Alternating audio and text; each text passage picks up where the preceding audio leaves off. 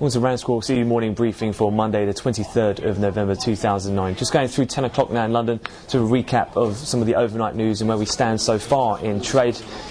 Some of the major comments and what has been the most market moving was Fed's Bullard, who spoke overnight, who said that the central bank, that's the Fed, should keep alive its mortgage-related asset purchase program beyond a planned end date in order to give policymakers more flexibility and as they help the economy recover from a painful recession.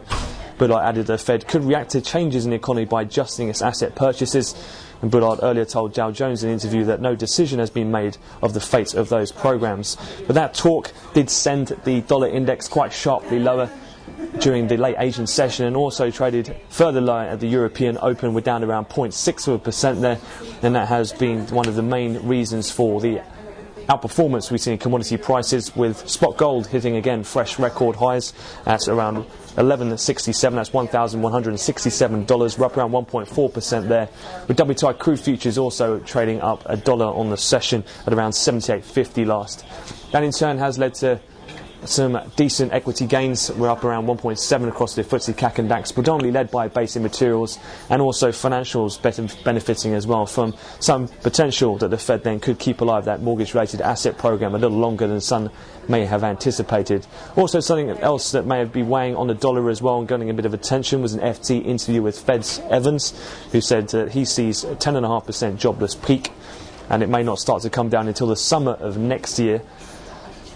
And a couple of other stories just to pay attention to as well from Eurozone, ECB's González Pramo and Ordóñez speaking separately this morning, but both saying that rates are appropriate. Elsewhere from the US, a group of US business economists boosted their forecast for the economic growth over the next year, but said the jobless rate will remain stubbornly high. That was according to the National Association of Business Economists.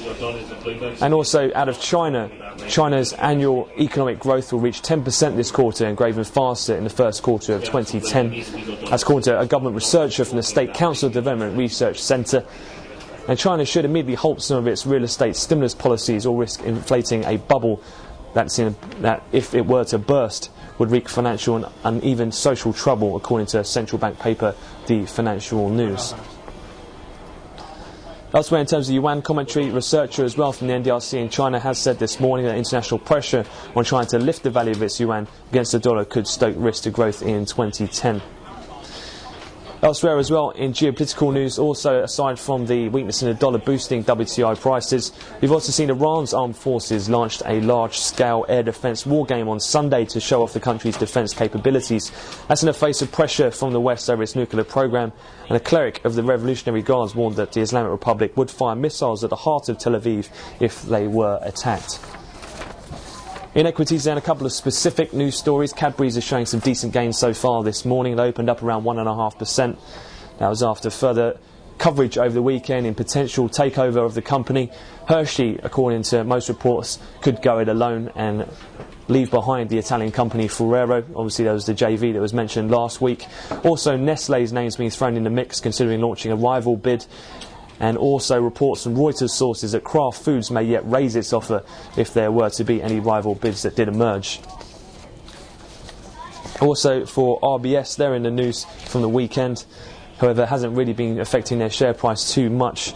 But something throughout the week we'll be keeping an eye on after the bank is poised to spark a diplomatic row with Ireland by attempting to dump some £7 billion of toxic loans into the Irish bad bank.